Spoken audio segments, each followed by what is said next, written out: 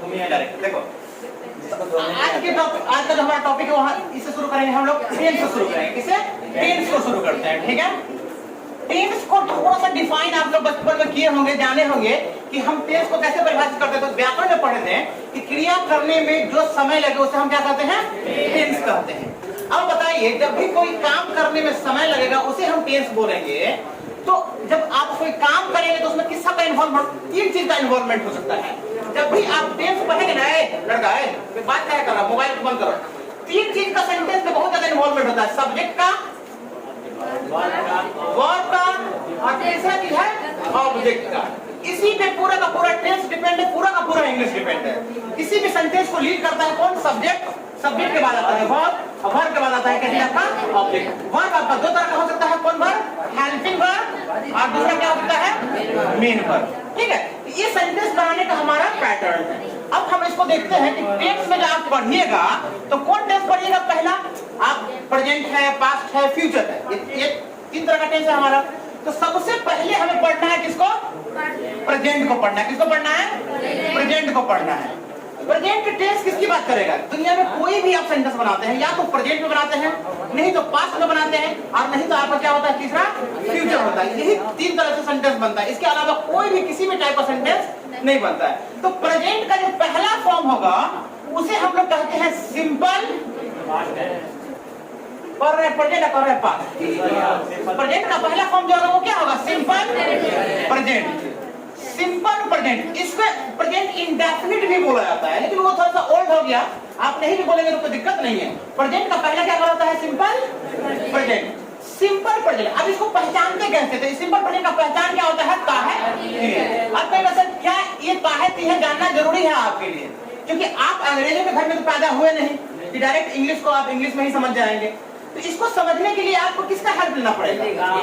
हिंदी का हेल्प लेना पड़ेगा, क्योंकि हिंदी ना हमारा मदर टंग लैंग्वेज है। आप इंग्लिश को जब भी सीखेंगे तो हिंदी का हेल्प आपको लेना ही पड़ेगा। तो सिंपल प्रेजेंट को कैसे आइडेंटिफाई कीजिएगा कि सिंपल प्रेजेंट है? तो उस सेंटेंस के लास्ट में ताहती है लगा रहेगा। अब ताहती है लगा रखने से सेंटेंस का सेंस क्या निकल के आता है? तो ताहती है लगा रखने से समझ लीजिए वो आपके डेली रूटीन को बताता है। किसको बताता है? Daily routine. सिंपल प्रेजेंट में जनरली हम लोग बात करते हैं अपने डेली रूटीन की बात करते हैं। किसकी बात करते हैं? Daily routine. जैसे आप बोलते हैं कि सर मैं सुबह में 6 बजे उठ जाता हूँ, आपने बोला कि मैं सुबह में 6 बजे उठ जाता हूँ, ये कौन टेंस है? Simple present. अब वो आपका क्या है? रूटीन बता रहा है। आपने कहा सर मैं हर रोज क्लास आता हूँ, आप हर रोज क्लास आना क्या है? आपका रूटीन है। तो सिंपल प्रेजेंट में हमेशा रूटीन को बताया जाता है। या दूसरा चीज अगर आप इसको जो देख लीजिएगा तो आप इसको कह सकते हैं फैक्ट ऑफ लाइफ। क्या बताया जाता है?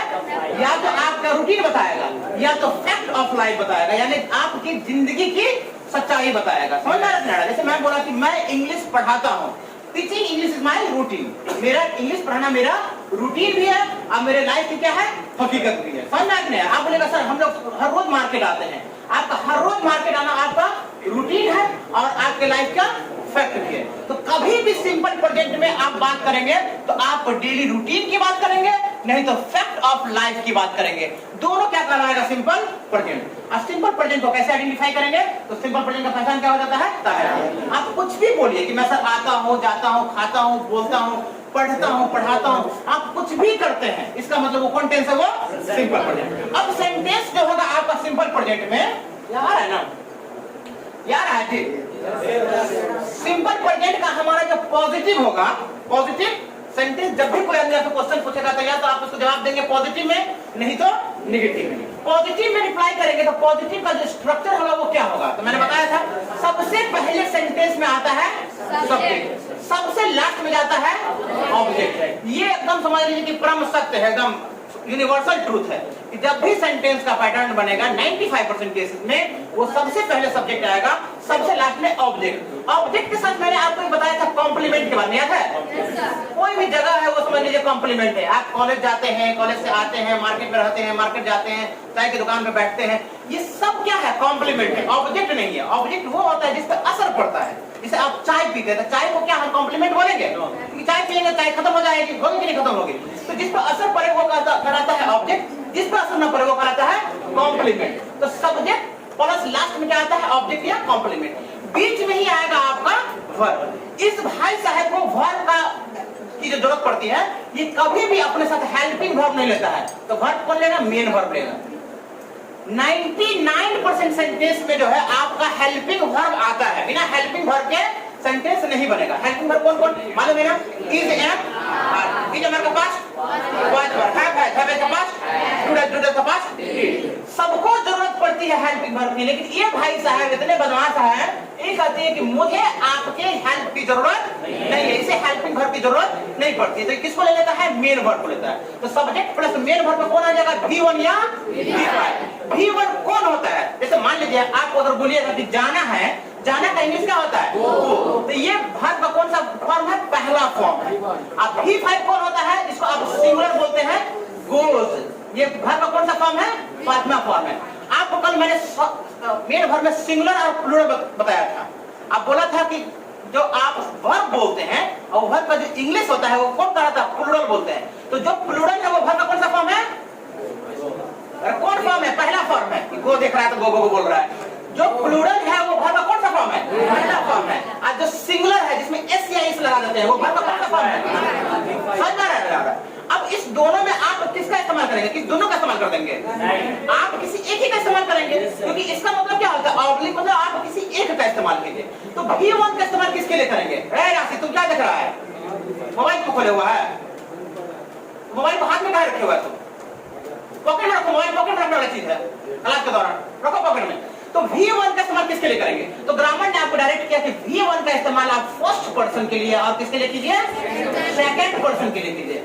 फर्स्ट पर्सन कौन होता है? जो बोलता है, स्पीकर। स्पीकर हमेशा फर्स्ट पर्सन होता है, और जो सुनता है, लिसनर, वो कौन पर्सन होता है? Second person. तो फर्स्ट पर्सन में दो बताए थे, आई और वी। सेकंड पर्सन बोले थे यू। तो फर्स्ट सेकंड पर्सन के लिए किसका इस्तेमाल कीजिएगा? V1 का। और थर्ड पर्सन के लिए किसका इस्तेमाल कीजिएगा? V5 का। लेकिन यहाँ पे भी रूल क्या कहता है कि थर्ड पर्सन सबके लिए नहीं, थर्ड पर्सन सिर्फ और सिर्फ सिंगुलर के लिए। जैसे आप जिसकी बात करते हैं वो होता है आपका थर्ड पर्सन, और वो थर्ड पर्सन अगर सिंगुलर है तो किसका इस्तेमाल कीजिएगा? V5 का। यानी गोज हमेशा किसके लिए होगा? थर्ड पर्सन के लिए होगी। कौन? सिंगुलर के लिए। कहेगा तो बेटा प्लूरल कहाँ जाएगा? तो थर्ड पर्सन प्लूरल के लिए भी किसका इस्तेमाल होगा? V1 का। यानी आप एकदम सिंपल तरीके से याद रखिए। सिंपल प्रेजेंट पहचान ताहती है, पॉजिटिव का स्ट्रक्चर सब्जेक्ट प्लस V1 या V5 प्लस ऑब्जेक्ट। V1 का इस्तेमाल सारे पर्सन के लिए, चाहे वो कोई पर्सन, उससे मतलब हमें नहीं है, सब पर्सन के लिए V1। सिर्फ थर्ड पर्सन सिंगुलर के लिए किसका इस्तेमाल करना है? V5 का इस्तेमाल करना है। देखिए जैसे मैंने बोला क्या?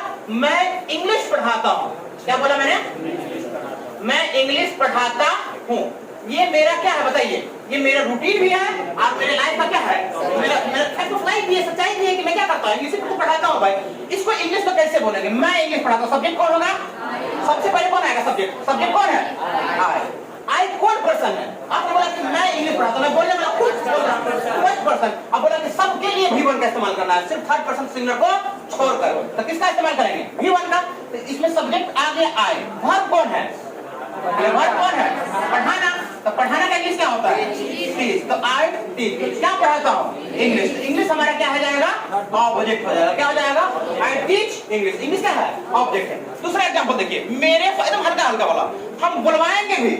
ये बात नहीं कि खाली हम लिखवा देंगे क्लास में, बुलवाएंगे भी, क्योंकि बोलना ज्यादा जरूरी है। मैंने बोला क्या कि मेरे पापा है ना दिल्ली में रहते हैं। कहाँ रहते हैं? दिल्ली में ही रहते हैं। क्या करते हैं? नहीं आ रहा क्या? मेरे फादर दिल्ली में ही रहते हैं। सब्जेक्ट कौन है? बोलो तो। अरे कौन रहता है भाई? मेरे फादर। तो माय क्या हो जाएगा?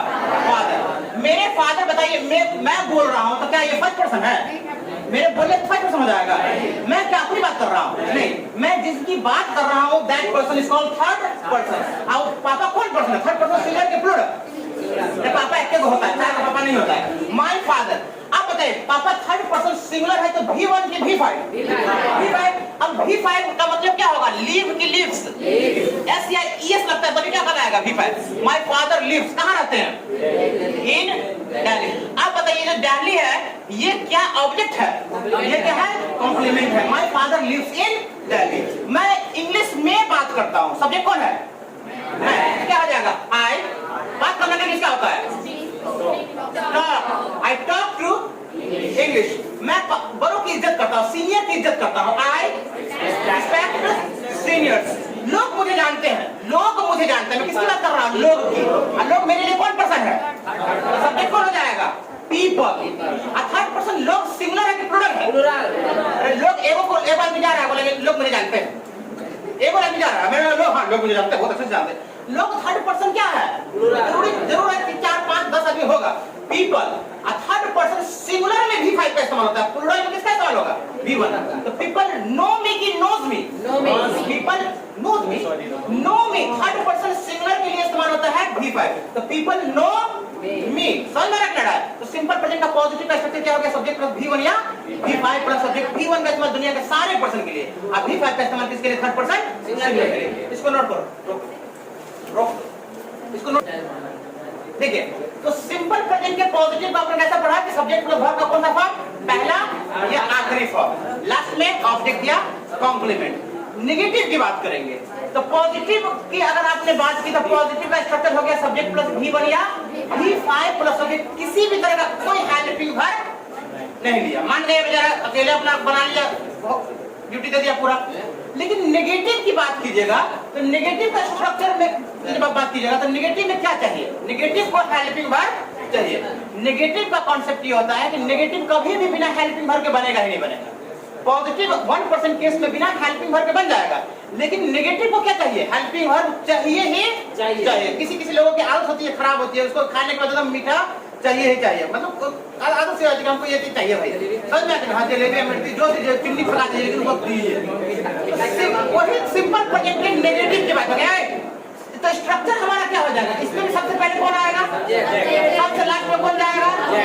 ऑब्जेक्ट या कॉम्प्लीमेंट। खाली ORC कर दो काम, ऑब्जेक्ट या कॉम्प्लीमेंट। बीच में आएगा वर्ब।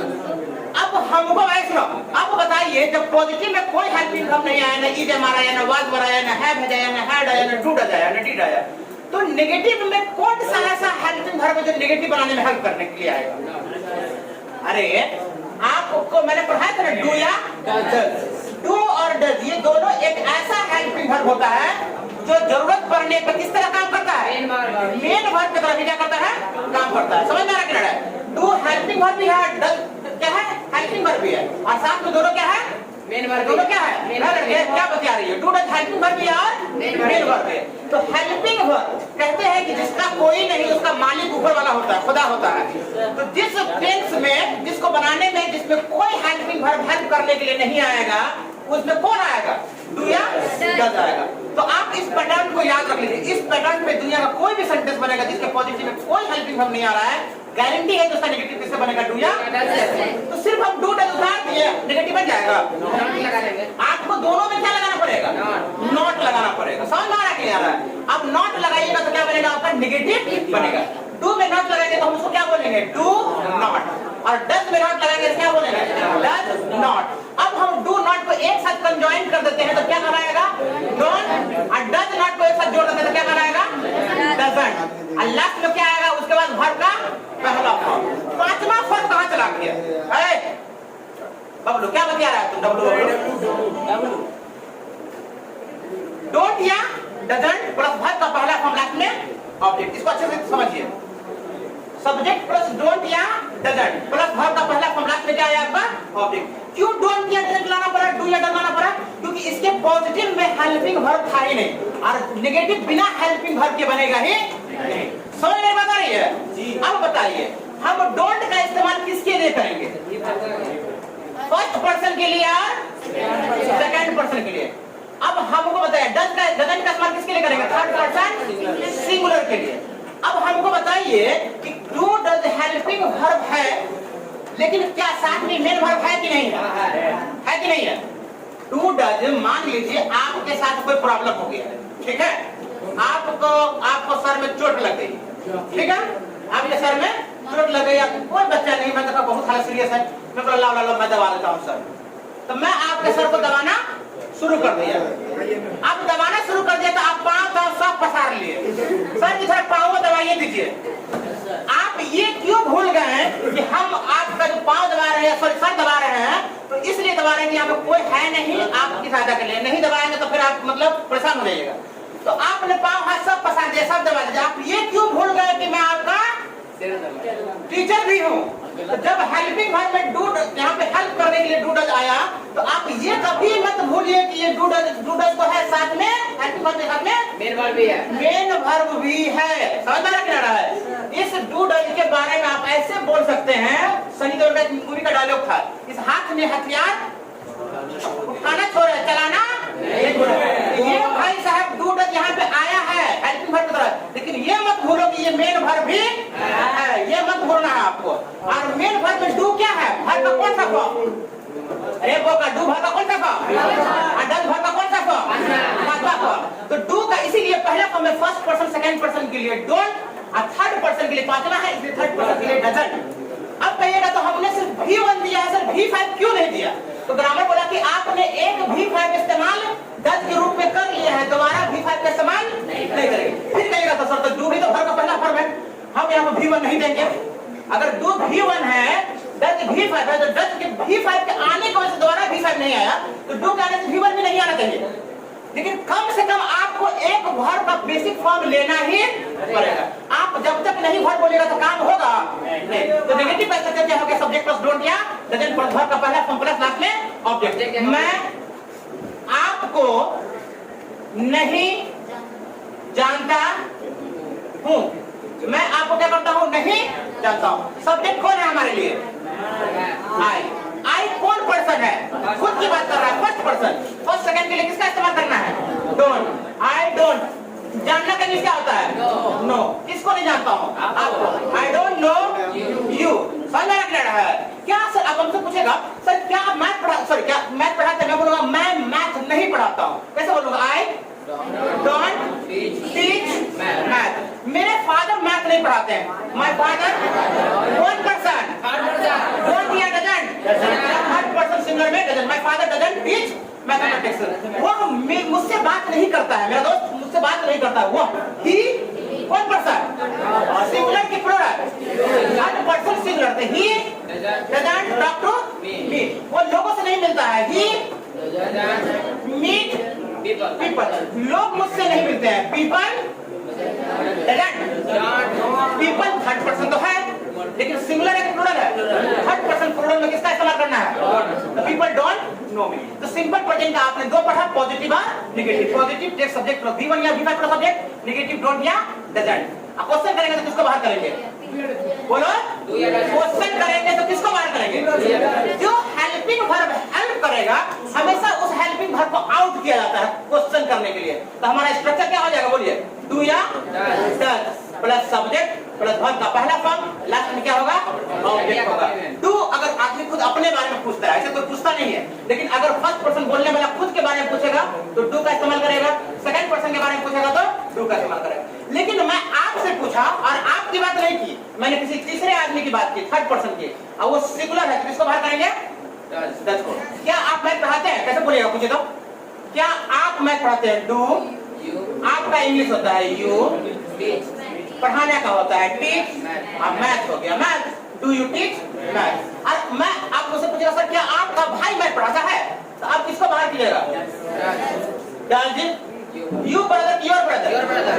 आप नहीं बोल रहे, आपका, तो क्या हो जाएगा? Does your brother teach math? क्या आपका भाई मैथ पढ़ाता है? मेरा आंसर होगा हाँ, मेरा भाई मैथ पढ़ाता है। मैं कौन स्ट्रक्चर का इस्तेमाल करूंगा? पॉजिटिव की नेगेटिव? मेरा भाई मैथ पढ़ाता है, पॉजिटिव। अब पॉजिटिव का स्ट्रक्चर क्या पता है? सब्जेक्ट प्लस V1 या मेरा भाई कौन पर्सन? V1 की V5। माय ब्रदर टीच की teachers, my brother teachers math. मेरा भाई मैथ नहीं पढ़ाता है, क्या बोलूंगा? My brother doesn't.